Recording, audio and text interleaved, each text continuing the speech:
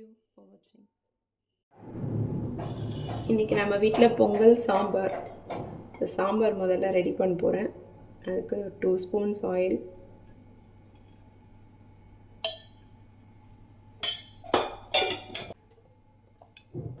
Oil சூடானதும் கொஞ்சமாக உளுந்து, கொஞ்சம் சீரகம், கடுகு,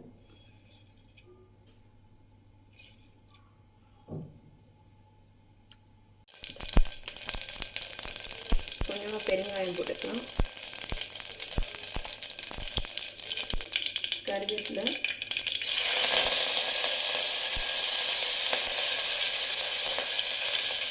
ரெண்டு காஞ்ச மிளகாய், சின்ன வெங்காயம்.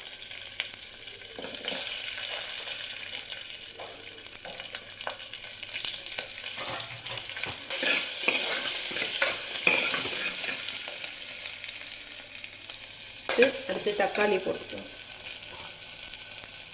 நான் யூஸ்வலாக பருப்பு போடவே வேக வச்சுருவேன், இன்னைக்கு தனியாக போட்டேன்.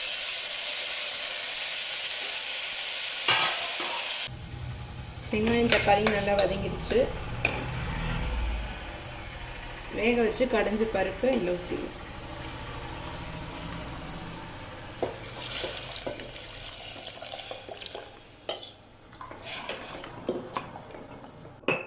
தேவையான அளவு உப்பு,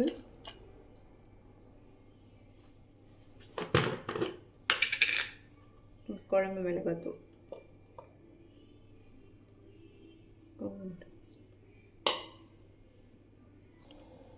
சாம்பார் ஒரு கொதி வந்தோடனே கரைச்சி வச்ச புளி கொஞ்சமாக,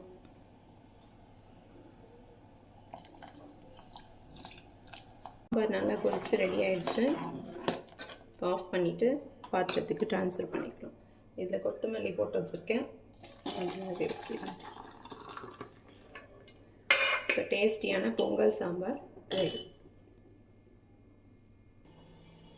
பொங்கல் ப்ரிப்ரேஷன் ஸ்டார்ட் பண்ணலாம். ஆயில் போட்டுக்கலாம்.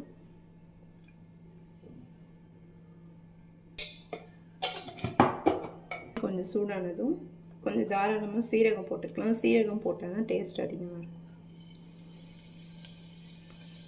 மிளகு,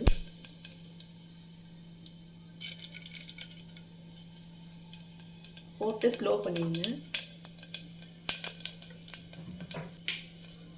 இப்போ அதிலே கொஞ்சம் பெருங்காயம்,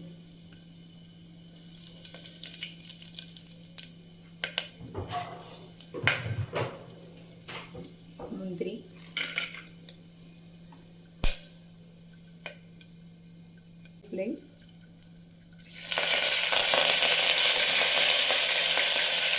துருவி வச்ச இஞ்சி, பச்சை மிளகாய், கொஞ்சம் கொத்தமல்லி.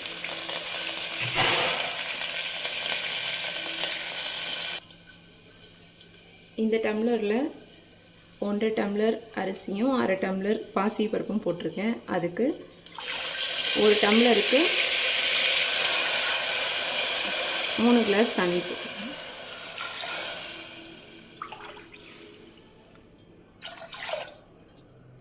கிளாஸ்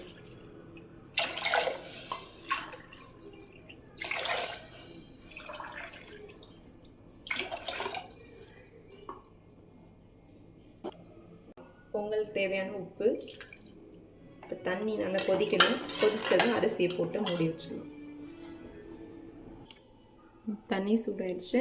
இப்போ அரிசியை போட்டு 1/2 hour ஊற வச்ச அரிசி பருப்பு ரெண்டும் ஒன்றா ஊற வச்சு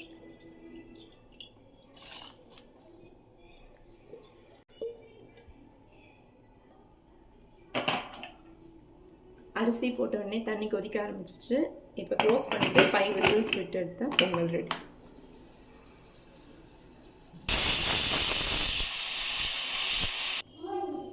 ப்ரெஷர் ரிலீஸ் ஆகிடுச்சு. ஓப்பன் பண்ணி உண்டான பொங்கல் ரெடி. இப்போ Pongal ready to serve.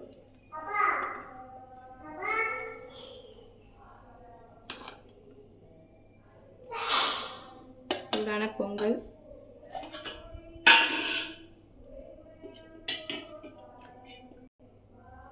Sambar.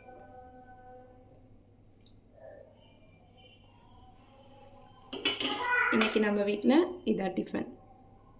Thank you for வாட்சிங்.